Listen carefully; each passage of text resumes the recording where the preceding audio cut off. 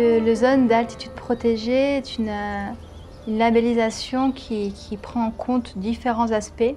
L'aspect humain, l'aspect de qualité écologique, le travail ancestral qui est très important. Revenir aux origines de l'être humain qui avait un travail beaucoup plus consistant et de qualité. On est dans des zones dans le Haut-Atlas où les montagnes sont très riches en termes d'écosystèmes, de verdoyance et de semences ancestrales. C'est-à-dire que le Maroc est fait pour ce système-là. La plupart des peuples sont des peuples de montagne. C'est une très grande richesse marocaine. Ils ont des techniques qui préservent la terre encore. Aujourd'hui, nous souhaitons créer de l'emploi dans le rural à travers la santé humaine. L'alimentation est la base de notre projet. L'alimentation humaine et nutritionnelle, c'est-à-dire apporter des nutriments en conscience de la santé de la terre. Donc nous avons les amandes, nous avons les farines moulues à l'ancestral, l'orge, pour laquelle j'ai énormément de passion et d'amour. Nous avons également le maïs blanc, qui est une semence ancestrale de très grande qualité. Plusieurs variétés de blé ancien de très grande qualité. Donc nous faisons ces farines, nous les faisons même germer dans de la poterie. Nous n'utilisons pas de plastique, rien d'industriel. Et donc nous faisons germer nos graines, les faisons ressécher, en travail manuel avec des femmes que nous avons sélectionnées dans les montagnes. Et après, nous amenons nos grains qui ont été nettoyés au moulin. Donc c'est un travail pour la santé humaine dans tout son contexte. Et la sensibilisation des femmes au maintien, à l'entretien écologique, à ramasser les plantes sans arracher la souche, respecter les temps de récolte, les périodes de récolte. Voilà, et ça de façon vraiment joviale, avec une attitude exemplaire.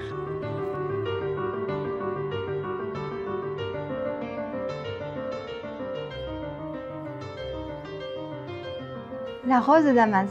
À la base, moi je suis là pour ça, passionnée pour cette fleur qui possède 500 principes actifs, qui est capable de soigner car elle harmonise, elle apporte la paix et déconnecte du mental.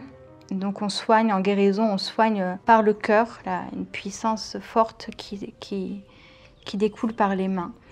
Et donc cette rose, voilà, pour laquelle je suis présente, et j'ai voulu la transformer de façon ancestrale également, avec un alambic de 250 litres qui permet de préserver la matière première à son essence, de peu charger un alambic à colonne, de mettre les roses qui ont été triées le matin, fraîchement triées. On les met dans une colonne.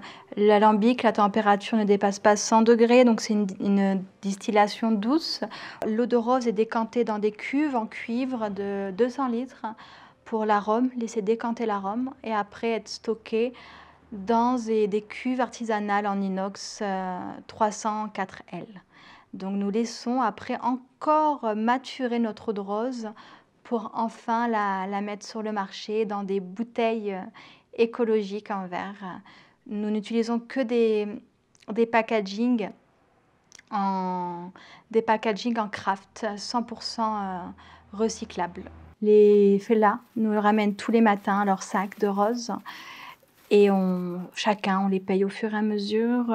Le concept, c'est pas un seul producteur pour beaucoup d'argent. C'est plein de petits producteurs pour un argent réparti. Souhaitons la qualité et non la quantité. Nous allons mettre 30 kilos de roses. Nous distillons, cette année, nous avons distillé 2 tonnes de roses et nous distillons à l'eau de source. Et donc oui, nous préférons la qualité. Donc nous allons laisser le refroidisseur complètement froid, ne jamais atteindre une température haute. Donc constamment, nous changeons l'eau pour avoir une eau de rose froide. Donc c'est un des facteurs les plus importants et qui nous permettra d'avoir une huile essentielle complète dans un alambic pas trop chargé que nous remplissons justement. Je suis toujours présente pour expliquer ces concepts-là qui sont encore nouveaux.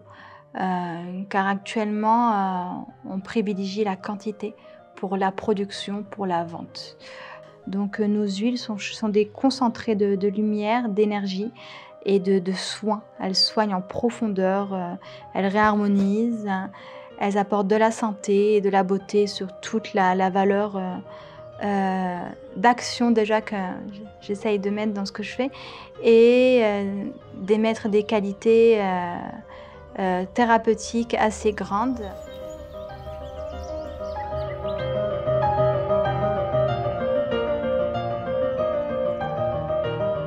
J'ai grandi dans l'agriculture biologique. Mon beau-père était agriculteur biologique. Ma mère m'a sensibilisée dès mon plus jeune âge aux plantes, m'a toujours parlé des plantes, avec ses vertus naturopathiques. Ma mère m'a fait découvrir le pouvoir de l'argile, le pouvoir de la naturopathie, le pouvoir de soigner. C'est elle qui m'a inculqué toutes ces valeurs de thérapie. Ma motivation est naturelle, c'est un acte précieux pour... c'est uniquement améliorer les conditions de vie, de santé de l'humain, qu'il rentre en conscience avec lui-même, qu'il ait d'autres modèles de vie et envoyer un exemple profond sur une beauté intégrale, une beauté puissante, où les gens puissent se sentir touchés et puissent eux-mêmes développer cette beauté en eux, qui ne dépend pas de tout ce qui est superficiel, matériel. Le plus grand impact est détourné de ce que l'autre va penser, mais se fera avec le cœur et le bien fondé.